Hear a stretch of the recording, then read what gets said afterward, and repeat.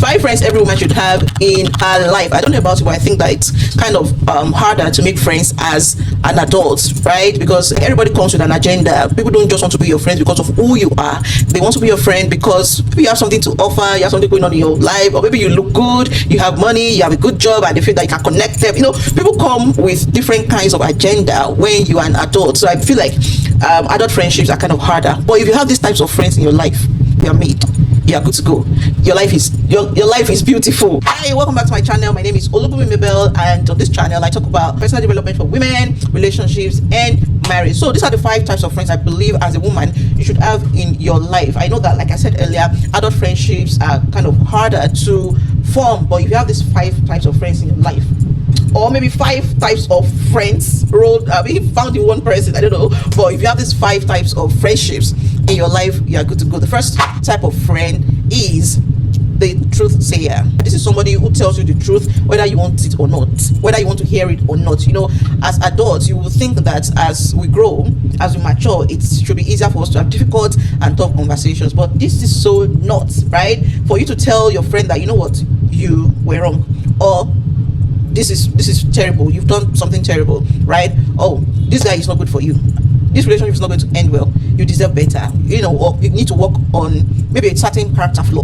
For you to tell that to your friend, that means you are risking that friendship, and many of us would rather remain in that friendship, would rather stay friends with someone than risk losing that friendship. So because of that, we don't tell our friends the truth that we want to tell them, the truth, uncomfortable truths, right? So if you have a friend that tells you what you don't want to hear, right, but not in a demeaning way, like out of love and concern for you, keep that friend, because it's so rare for you to have people who tell you the truth whether you want to hear it or not. The second type of friend I believe every friend should have is someone you are emotionally safe with. This is somebody you can be vulnerable with, right?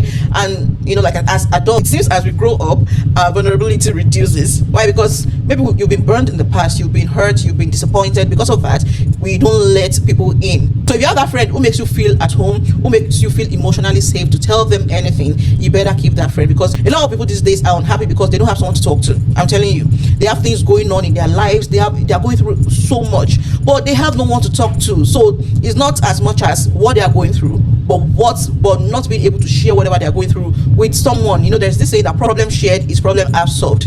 So if you are piling on everything, you are swallowing everything you are going through, one day you bust, right? But if you have somebody to share them with, somebody you can rant to, somebody you can vent to, someone you can call at 2 a.m. and say, you know what, I'm going through so much, I'm in trouble, I'm going through this, can I speak to you? And the person will say, okay, bring it on. And they will not make you feel like you are being a burden to them. If you have that kind of friend, better hold them tight, hold them tight, hold them. So if you have that kind of friend who makes you feel emotionally safe, that you can share anything, no matter what you're going through, and you will know that they are not going to use it against you, because there are some unfriendly friends that you share your life issues with, and it's as good as sharing with CNN. So if you have that friend that you really trust, that you can share anything with, and will make you feel safe, you make you feel at home, will make you feel, you know, just keep that friend, because such friends are rare to find. Top type of friend I believe you should have in your life is a friend who is doing better than you. Yes, you know, a lot of people feel jealous, or get envious when they have friends who are doing better than them. I don't think that is the right emotion to feel. If you have somebody who is doing better than you, right, you should be grateful, you should be proud of them, you should be cheering them up. Why? Because they are showing you proof of what is possible, and you can learn from them. Why? Because you have access to them, right? So there's this saying that a one-eyed man is king in the city of the blind. You shouldn't be the one who is doing well the most, right? Because then who will you learn from? So if you have friends who are doing better than you, I'm telling you, you are blessed. Instead of feeling envious or getting jealous, you should be proud of them, you should be inspired and challenged, and you know, want to be like them. They are showing you that it is possible. You don't necessarily need to go into what they are doing, but you can learn from them. You can learn the principles that, you know, brought the outcome that they are enjoying. Instead of you being jealous, learn from them, be inspired by them, because it shows that you can also achieve the same level of success. So if you have friends who are doing well, who are doing better than you should keep them around instead of getting envious.